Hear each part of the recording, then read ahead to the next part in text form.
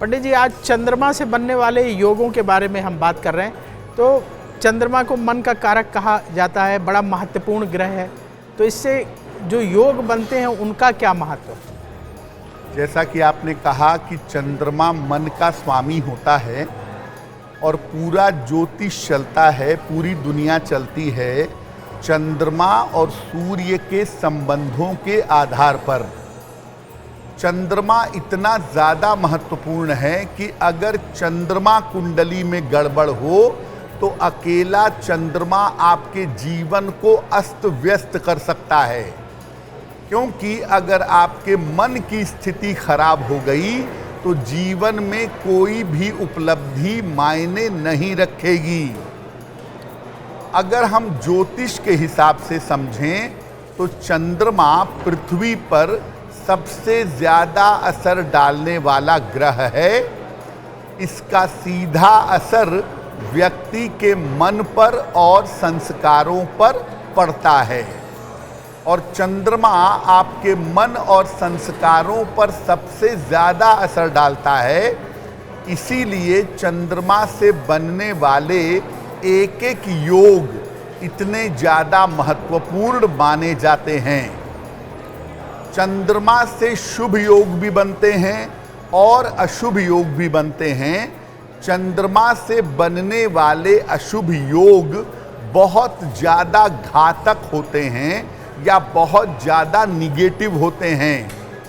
इसीलिए चंद्रमा के अशुभ योगों का समय पर उपाय करना ज़रूरी है। अगर चंद्रमा के अशुभ योगों का आप समय पर उपाय नहीं करते, जिंदगी चैन से नहीं जी पाएंगे। मुख्य रूप से चंद्रमा के 3 अशुभ योग माने जाते हैं। ये योग हैं केम द्रुम योग, ग्रहण योग और विष योग। और भी बहुत सारे योग होते हैं। शकट योग है, चंद्रमा का पाप कर्तरी में होना है, अमावस दोष है, बहुत सारे योग हैं। लेकिन 3 मुख्य रूप से चंद्रमा के अशुभ योग हैं, केम द्रुम योग, ग्रहण योग और चंद्रमा का विष योग।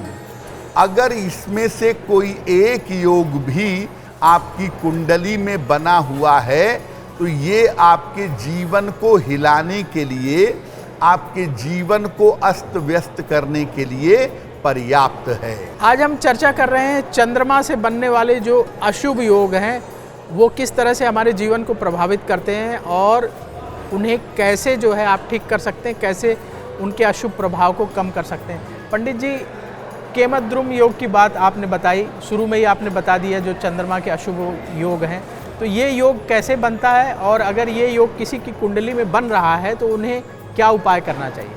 प्रवीण जी, चंद्रमा के जितने भी अशुभ योग बनते हैं उसमें सबसे बड़ा और सबसे प्रोमिनेंट जो योग कुंडली में निगेटिव माना जाता है उसे कहते हैं केमद्रुम योग।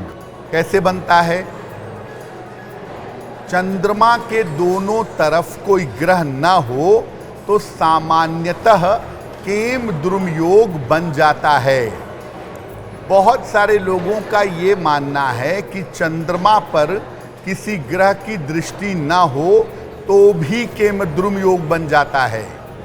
लेकिन मोटे तौर पे चंद्रमा जहाँ बैठे हैं उसके पहले वाले खाने में, उसके बाद वाले खाने में अगर कोई ग्रह ना हो तो इसे हम केमद्रुम योग कहेंगे। ऐसी दशा में व्यक्ति को मानसिक रोग का या मानसिक पीड़ा का सामना करना पड़ता है।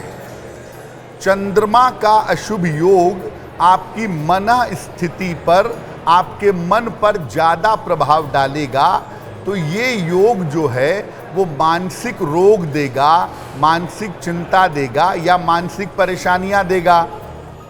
कभी कभी एपिलेप्सी जैसी समस्या, मिर्गी जैसी समस्या, फिट्स आने की समस्या भी हो जाती है। अगर चंद्रमा का केमद्रुम योग आपके जीवन में है तो आपको चंद्रमा को बेहतर करने के, मजबूत करने के उपाय करने होंगे। इसके लिए रोज शाम को चंद्रमा का एक मंत्र है, ओम श्रांग श्रीं श्रौं सह चंद्रमसे नमः। इस मंत्र का रोज शाम को या रोज रात को 108 बार कम से कम इस मंत्र का जप करिए। हर महीने में एक बार शिवलिंग पर सफेद चंदन लगाइए और जल चढ़ाइए।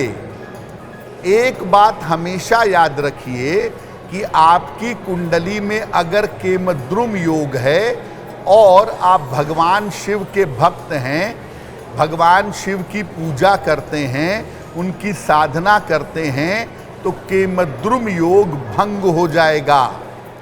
भगवान शिव की भक्ति करने से केमद्रुम योग पूरी तरह से समाप्त हो जाता है, ऐसा देखा गया है। एस्ट्रो तक ऐप पर आपको मिलेगा भविष्य से जुड़े हर सवाल का जवाब। डाउनलोड कीजिए एस्ट्रो तक ऐप और चुटकी में जुड़िए इंडिया के बेस्ट एस्ट्रोलॉजर से।